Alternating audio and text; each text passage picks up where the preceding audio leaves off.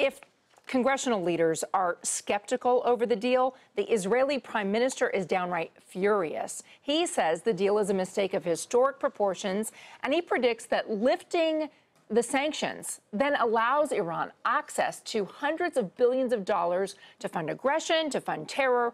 Robert Berger is a correspondent for CBS News Radio in Jerusalem. You know, the thing is, Robert, Benjamin Netanyahu gave that reaction before the deal and the details had even been announced.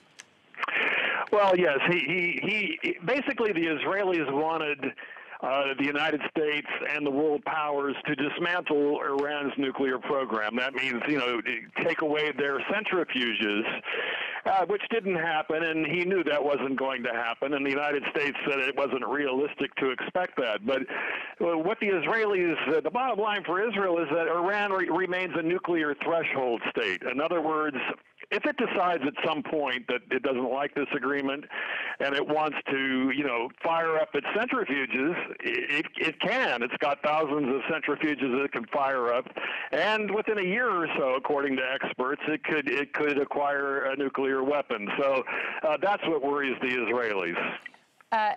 Apparently, Benjamin Netanyahu is not completely unanimous in the feeling of Israel in reaction to this, and in fact, one of his biggest political opponents is saying that it was a colossal failure of diplomacy on the part of Benjamin Netanyahu.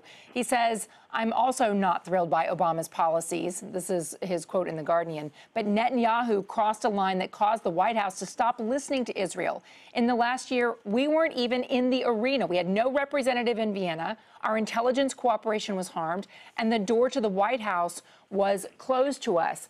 If there's some consternation in the United States over the damaged relationship with Israel, it appears it's that way in Israel as well. Right. I mean, across the political spectrum, everybody is saying this is a bad deal. But now the opposition parties, that was an opposition parliamentarian who said the quote that you read, they are saying that, Netanyahu had invested everything in stopping this Iran deal. When he was running for office earlier this year in the elections in March, he told the Israeli public that only I, meaning Netanyahu, can stop this deal from happening. He went to Congress.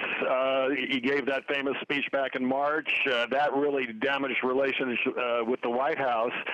And now he's basically come up empty-handed. So that is providing some, cannon fodder for the opposition, and also in some of the newspapers describing it as a failure. Well, he may think it was worth it if in the end Congress follows Netanyahu's lead and thinks that this deal is a historic mistake and finds the will to overcome it in the United States. Robert Berger in Israel, thank you so much. Appreciate that.